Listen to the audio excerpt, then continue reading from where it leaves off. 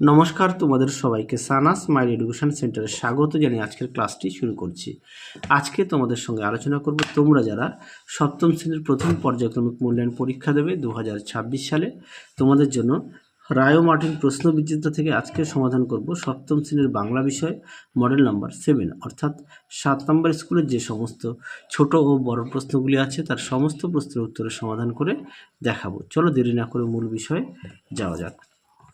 দেখো প্রশ্নের উত্তর কি আছে। কেউ লেখেনি আর কোথাও কি লেখার কথা বলা হয়েছে, উত্তরটা লিখবে ছড়া, অপশান গ। পরেরটা দেখো 2 দাগের প্রশ্নের উত্তরটা হবে অপশান খ।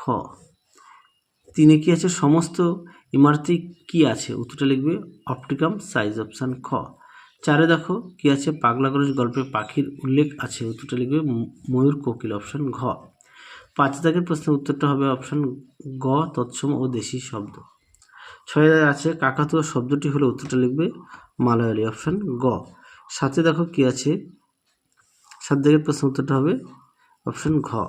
8 উত্তরটা হবে অপশান ঘ, সাঁওতালি। পরবর্তী দেখো কি আছে, ছন্দে শুধু কান রাখো কবিতার পংক্তিটির সংখ্যা কত, উত্তরটা লিখবে 28টা। তারপরে দেখো হয়ে গেছে, কে কি হয়ে গেছে, উত্তরটা লিখবে মেঘের ছবি আঁকতে গিয়ে খোকন দেখে প্রকাণ্ড একটা কুমির শুয়ে আছে। তারপরে দেখো খেয়া কি ধরনের শব্দ, খেয়া কি ধরনের শব্দ, উত্তরটা হবে খাঁটি দেশি শব্দ। পরেরটা দেখো মুন্ডমাল শব্দটির নামকরণ কে করেন, উত্তরটা লিখবে সুকুমার সেন।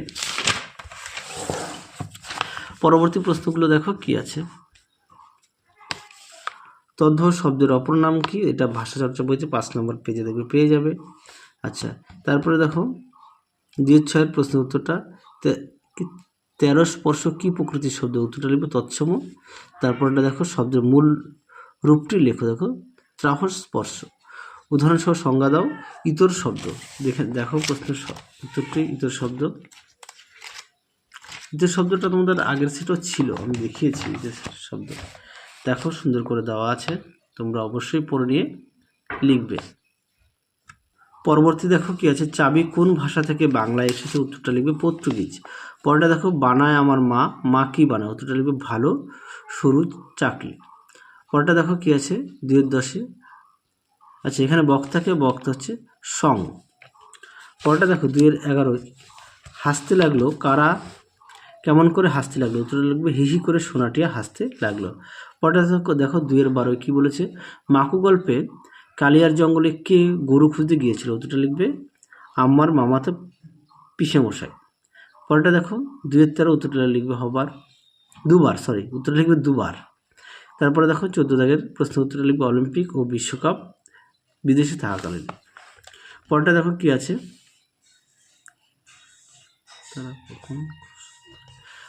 পরেরটা দেখো কি আছে, জীবতারা যদি খসে, জীবতারা কোথায় থেকে খসে পড়ে, উত্তরটা লিখবে কবির দেহ থেকে।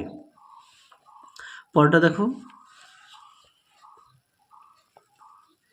আচ্ছা তারপর কি জীবতারা কখন খসতে পারে, উত্তরটা লিখবে বিদেশে থাকাকালীন। হ্যাঁ, আর এই প্রশ্নের উত্তরটা কিন্তু শুধু এইটুখানি, হ্যাঁ আমি ভুলে এটাও সঙ্গে অ্যাডজাস্ট করে দিয়েছি। উত্তরটা হবে অলিম্পিক ও বিশ্বকাপ। আর জীবতারা কখন খসতে পারে, উত্তরটা লিখবে বিদেশে থাকাকালীন। পরেরটা দেখো 3-2, 3-2 প্রশ্নটা একটু দেখো, আমি উত্তরটা দেখিয়ে দিই, প্রশ্নটা একটু দেখো।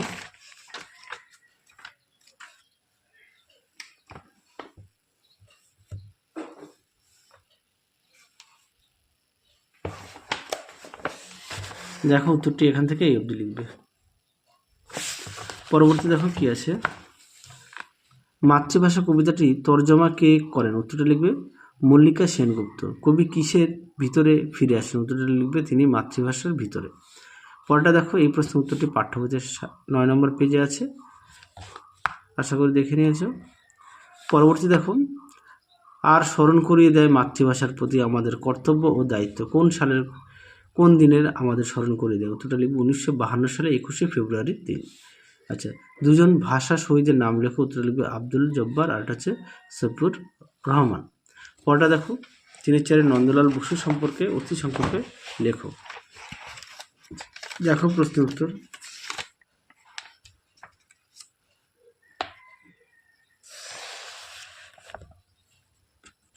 দেখো প্রশ্নের উত্তরটি তোমরা ঠিক এখান থেকে এই অবধি লিখবে। দেখো আচার্য নন্দলাল বসু সম্পর্কে। তাহলে চলো আজকের মতো এখানেই সমাপ্ত করছি। আবার দেখা হবে খুব শীঘ্রই তোমাদের পরবর্তী ভিডিওতে। তোমরা সবাই সুস্থ থেকো, ভালো থেকো। আজকের মতো টাটা।